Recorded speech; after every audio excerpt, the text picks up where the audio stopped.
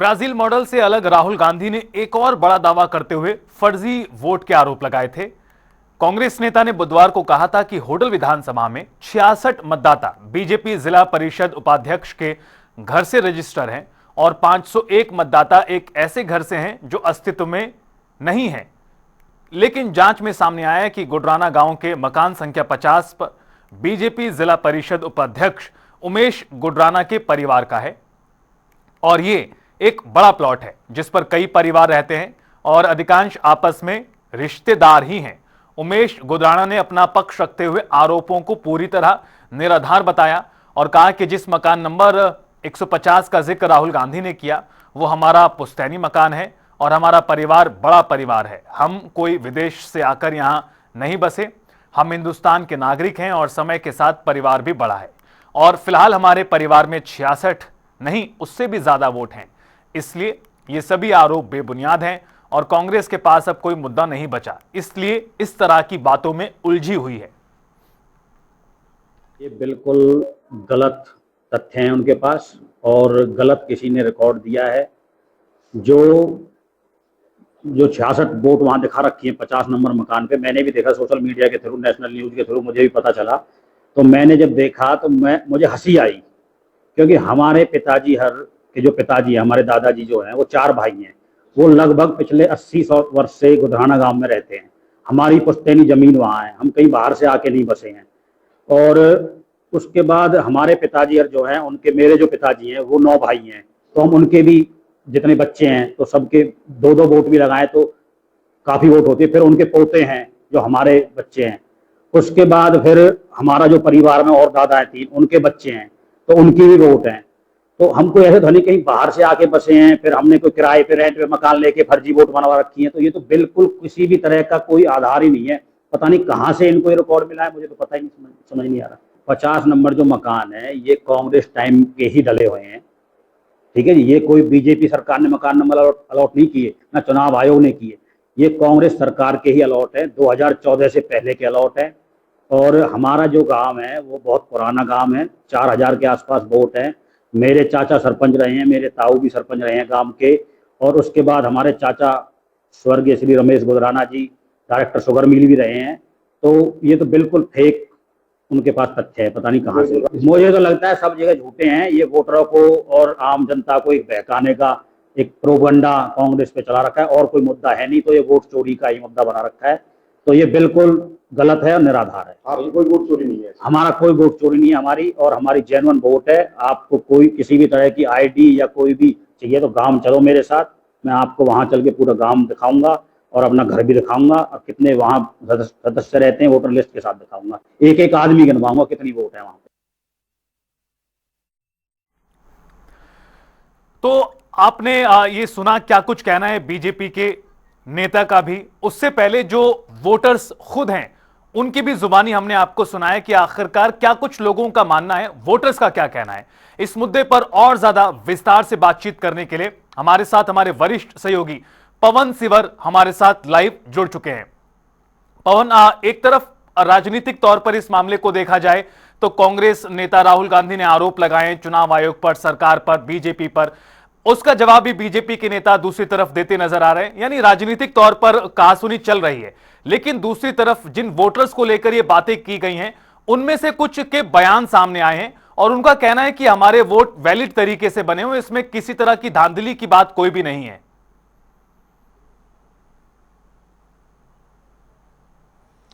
बिल्कुल रितेश, जो राहुल गांधी ने फर्जी वोट का जो एक मुद्दा जो है वो उठाया है, और खासतौर पर हरियाणा के संदर्भ में जो उन्होंने तमाम आंकड़े और तथ्य रखे हैं, और हरियाणा में 2024 में जो भाजपा की सरकार बनी है वो वोट चोरी की सरकार का आरोप राहुल गांधी ने लगाया है। इस आरोप के बाद हरियाणा भाजपा के तमाम नेताओं ने, चाहे उनमें मुख्यमंत्री की बात करें, बीजेपी के प्रदेश अध्यक्ष की बात करें, तमाम कैबिनेट मंत्रियों की बात करें या अन्य वरिष्ठ नेताओं की बात करें, सभी ने अपने अपने तरीके से जवाब राहुल गांधी को दिया है।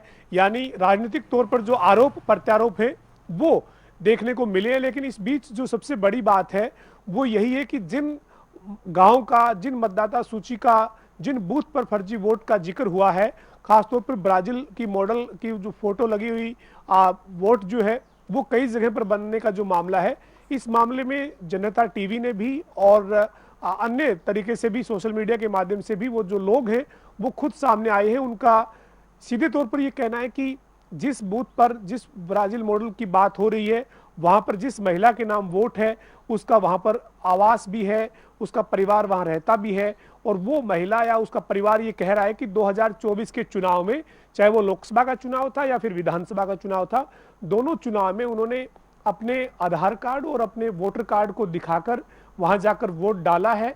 उन्हें किसी तरीके की वहां पर वोट डालने में कोई दिक्कत नहीं आई। और सबसे बड़ी बात यह भी है रितेश की जब कोई मतदाता वोट डालने जाता है तो वहां पर जो राजनीतिक दल है उनकी तरफ से बीएलए नियुक्त होते हैं, वहां पर चुनाव आयोग की तरफ से अधिकारी नियुक्त होते हैं। अगर कोई गांव में एक वोट भी अगर फर्जी डालने का प्रयास करता है तो कई बार बड़े हंगामे जो है वो देखने को मिलते हैं। चूंकि हमने भी कई चुनाव जो है वो लगातार फील्ड में जाकर कवर किए हैं, और अगर कहीं पर किसी तरीके का संदेह होता है तो फिर जो है वो बीएलए का ऑब्जेक्शन होता है। बीएलए ऑब्जेक्शन करते हुए वहां पर जो चुनाव के ड्यूटी के जो अधिकारी हैं उनको लिखित में शिकायत देता है, और उसके बाद जो है वो उस मामले में कार्रवाई भी होती है। तो कहीं ना कहीं जो अब राहुल गांधी के आरोप है उन आरोपों पर ही अब सवाल जो है वो खड़े हो रहे हैं। और ये राजनीतिक तौर पर जो आरोप प्रत्यारोप है उसकी हम बात नहीं करें, बल्कि जिन जगहों पर फर्जी वोट की बात हो रही है, जो मतदाता जिसके नाम से फर्जी वोट का जिक्र हो रहा है, वो मतदाता जब खुद सामने आकर ये कह रहे हैं कि हमने वोट डाला है और इस वोट को डालते वक्त हमें किसी तरीके की कोई दिक्कत नहीं आई, हमने अपना आधार कार्ड और अपना जो वोटर कार्ड है वो दिखाकर वोट डाला है। चूंकि जब वोटिंग होती है तो चुनाव आयोग की तरफ से जो हिदायत जारी होती है उस हिदायत में भी ये कहा जाता है कि जब मतदाता अपने मताधिकार का इस्तेमाल करने के लिए मतदान केंद्र पर पहुंचे तब उसके पास कम से कम एक या अधिकतम दो जो अपने आइडेंटिटी प्रूफ है वो होने चाहिए, और उसमें आधार कार्ड और वोटर कार्ड के अलावा अन्य कुछ दस्तावेज है उसको भी कंसिडर जो है वो पहचान पत्र के तौर पर किया जाता है। तो फिर ये जो पूरा मामला है, अब इस मामले में जब जो लोग खुद सामने आ रहे हैं तो उसके बाद कहीं ना कहीं राहुल गांधी के जो आरोप है उन आरोपों पर अब सवाल जो है वो खड़े हो रहे हैं। और कुछ देर पहले हरियाणा के कैबिनेट मंत्री कृष्ण बेदी से हमने बातचीत की, उनका भी यही कहना था कि जो पूनम नाम की महिला है जिसकी जगह पर ब्राजील मॉडल की वोट बनी हुई है, वो महिला जो है वो खुद ये बात कह रही है कि मैंने अपना वोट डाला है। और ऐसे में राहुल गांधी जो है वो पता नहीं कहां से किस तरीके से ये इस तरीके की सूची उठाकर लेकर आए हैं, किसने उनको ये इस तरह की सूची उनके हाथ में थमाई है, और वो झूठ जो है वो परोस रहे हैं और गुमराह जो है वो लोगों को कर रहे हैं। ये आप कैबिनेट मंत्री कृष्ण बेदी भी कह रहे हैं, और इसके अलावा अन्य जो मंत्री हैं बीजेपी के वरिष्ठ नेता हैं वो भी इसी तरीके का आरोप अब राहुल गांधी पर लगा रहे हैं। लेकिन देखना यही है कि राहुल गांधी के जो ये फर्जी वोटर के आरोप हैं या फिर फर्जी वोट के आधार पर हरियाणा में सरकार बनाने के जो आरोप है, इन मामलों में अब आगे चुनाव आयोग की तरफ से क्या किस तरीके से जवाब निकल कर आता है। हालांकि चुनाव आयोग ने स्पष्ट तौर पर कहा है कि कई जगह पर कंप्यूटर की या यूं कहिए कि जो टेक्नोलॉजी की जो वो गलती के चलते एक मतदाता की जगह पर जो फोटो का जो कॉलम है उसमें एक ही कंप्यूटर से बनी हुई कोई फोटो जो है वो 10-20 जगह पर लगी है, और जब कोई मतदाता इसकी शिकायत करता है तो उस शिकायत के आधार पर उस फोटो को देखने के बाद उस पर कार्रवाई करते हुए वहां पर जो सही मतदाता है उसकी फोटो लगाई जाती है। लेकिन उनका ये कहना है कि जिसको ब्राजील का मॉडल जिसको बताया गया है, जो हरियाणा के चुनाव आयोग के मुताबिक उन्हें नहीं पता है कि वो किसी ब्राजील की मॉडल की फोटो है। उनका ये कहना है हरियाणा के चुनाव आयोग का, ये कंप्यूटर से जनरेट हुई एक पिक है जो एक ही बार में कई जगह पर जो है वो जो खाली फोटो का जो कॉलम है उसमें जो है वो पेस्ट हुई है, और इसके चलते जो है ये मतदाता सूची में कई जगह पर एक ये महिला जो है जिसको ब्राजील का मॉडल बताया गया है वो उसकी फोटो दिख रही है। तो साथ साथ चुनाव आयोग का ये भी कहना है कि कहीं पर कोई आपत्ति ऑब्जेक्शन नहीं आया है। चुनाव के दौरान अगर कोई ऐसे फर्जी वोट कर रहा था तो फिर कोई आपत्ति ऐतराज जो राजनीतिक दल की तरफ से जो अपने बीएलए नियुक्त किए जाते हैं उनकी तरफ से कोई ऐसा जो है वो ऑब्जेक्शन भी नहीं था। तो चुनाव आयोग ने जहां पर अपनी तरफ से अपना जवाब रखा है, अब इस मामले में विस्तृत और भी जवाब चुनाव आयोग से आने की उम्मीद है। चूंकि चुनाव आयोग एक एक जो सिलसिलेवार तरीके से जो राहुल गांधी ने आंकड़े रखे हैं, जो उन्होंने आरोप लगाए, उस आरोप के आधार पर अपना होमवर्क जो है वो कर रहा है। लेकिन एक बड़ा मुद्दा जो है वो जरूर बना है, चूंकि बिहार में आज पहले चरण के लिए वोटिंग हो रही है। और कल जो है वो राहुल गांधी ने जिस तरीके से आरोप लगाए उसके बाद एक बड़ा मामला जो है वो ये चर्चा में आया, लेकिन अब इसका जवाब अपने अपने तरीके से जहां राजनीतिक तौर पर आरोप प्रत्यारोप के तौर पर बीजेपी के नेता दे रहे हैं, वहीं चुनाव आयोग ने अपना पक्ष रखा है। और जिन मतदाताओं की जिन बूथों पर फर्जी वोट की बात हुई है, वो मतदाता या वो लोग जो है वो खुद भी अब सामने आ रहे हैं। जी अब बिल्कुल पवन, इस मामले में जिस तरह से आपने भी कड़ी दर कड़ी विस्तार से बताया है, काफी तस्वीर साफ करने की कोशिश यहां पर होती है। लेकिन सबसे बड़ी बात पवन यही देखने वाली होगी कि जो चुनाव आयोग है, चूंकि जिम्मेदारी उसकी ज्यादा है कि वो किस तरह से जो आरोप लगाए गए हैं उनका पूरे होमवर्क के साथ जवाब देता है। लेकिन इस बीच पवन एक और दिमाग में चीज आती है, जैसे चुनावों के बाद कांग्रेस के कई नेता कोर्ट पहुंचे थे, शिकायत दी थी कि ईवीएम बैटरी में ईवीएम की बैटरी परसेंटेज कम नहीं हो रही, 3-3 4-4 दिन तक रखी रही। और अब जो वोटर जो सूची है, मतदाता सूची, उसको लेकर सवाल खड़े किए गए। यानी एक तरफ इसमें ये तो जरूर दिखाई देगा तकनीकी खामी का एक कारण हो सकता है कि जिस वजह से तस्वीरें एक साथ इधर चली गई, या एक ही मकान में ज्यादा वोटों की संख्या को लेकर भी जो खुद लोग सामने आ रहे हैं उनका जो कहना है। लेकिन इस पूरी मुद्दे को लेकर राजनीतिक तौर पर तो घमासान होगा ही। अब ऐसे में हरियाणा कांग्रेस क्या तैयारी कर रही है अपनी तरफ से, क्योंकि लगातार कांग्रेस के नेता पिछले साल भर में इस तरह की बातें करते रहे। अब राहुल गांधी ने आरोप और लगा दिए हैं, इसके बाद उन्हें और भी बल मिल सकता है। तो राजनीतिक तौर पर इस अगर पूरे मामले को समझे तो किस तरह से हलचलें अभी जमीन पर हैं?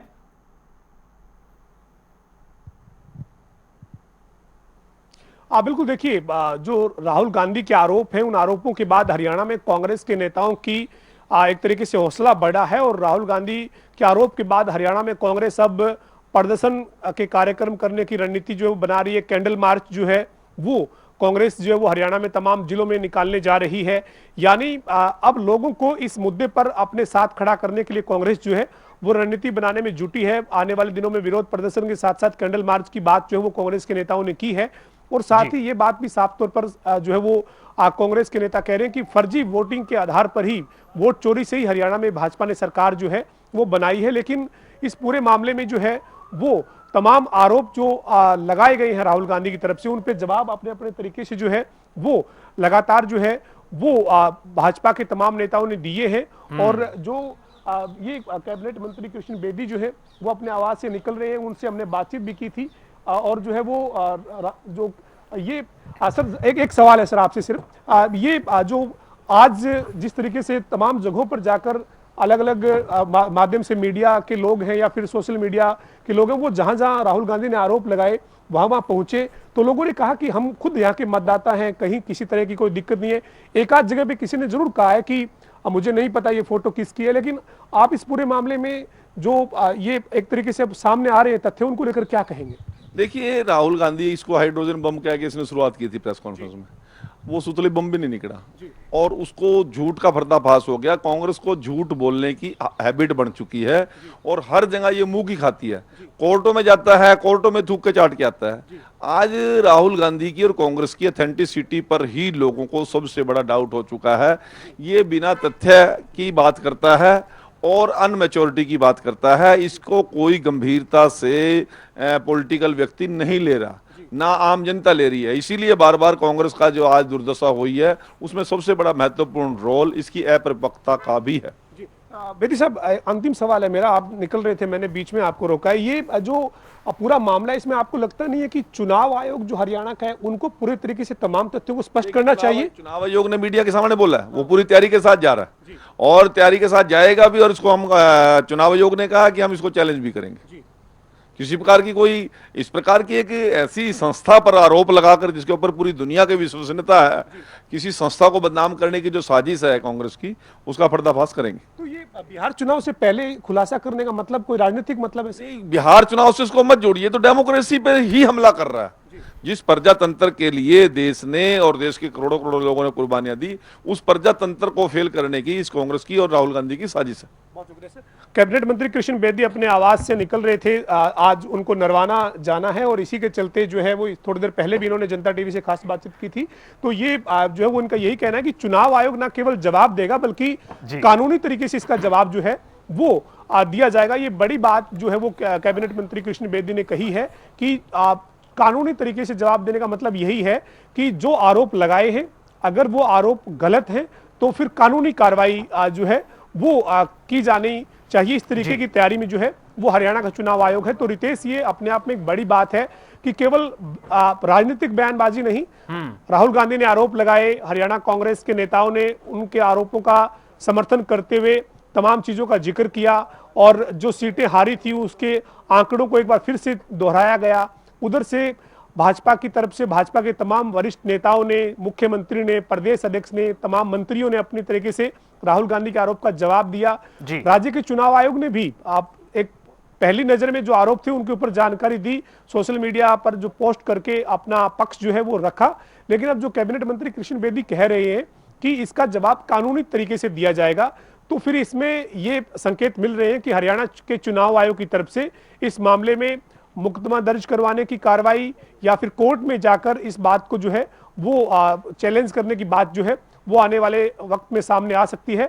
और इससे पहले जब हम चर्चा कर रहे थे तो जो आपने सवाल किया था कि संघ से जो बैटरी ईवीएम की को लेकर सवाल उठाए गए या तमाम जो चीजें थी उनको लेकर पंजाब एवं हरियाणा हाईकोर्ट में कांग्रेस के उम्मीदवारों की तरफ से करीब 15 अलग अलग याचिकाएं जो है वो दायर की हुई है। पंजाब हरियाणा हाईकोर्ट में वो जो याचिका आगे बढ़ती है ये जरूर देखना होगा। लेकिन एक याचिका है जो सबसे ज्यादा चर्चा में है, वो है बरजेंद्र सिंह की, जो कांग्रेस के उच्चारणा से उम्मीदवार थे और वहां पर बीजेपी के विधायक देवेंद्र अत्री बने हैं। लेकिन उनका मसला जो है वो इससे अलग है। उनका ये कहना है कि जो पोस्टल बैलेट जो है उनकी काउंटिंग होनी चाहिए थी, दोबारा वो नहीं हुई।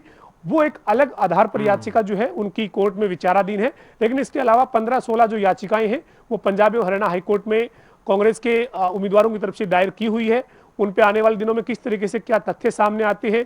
हालांकि कहा यही गया है कि वोटिंग जो है वो पूरी होने के बाद जो चुनाव आयोग का आंकड़ा था वोटिंग परसेंटेज का, वो आंकड़ा कैसे बढ़ा, और जो बैटरी थी ईवीएम की, वो बैटरी जो है वो जब पहले 70% थी तो बाद में जब ईवीएम खुली तो वो 90% कैसे होगी। वो बैटरी कम होनी चाहिए थी लेकिन वो बैटरी ज्यादा कैसे हुई। तो इस तरीके के तमाम आरोप हैं जिसमें अलग अलग तरीके के अलग अलग एंगल हैं और उनको लेकर याचिकाएं कोर्ट में लगी हुई है।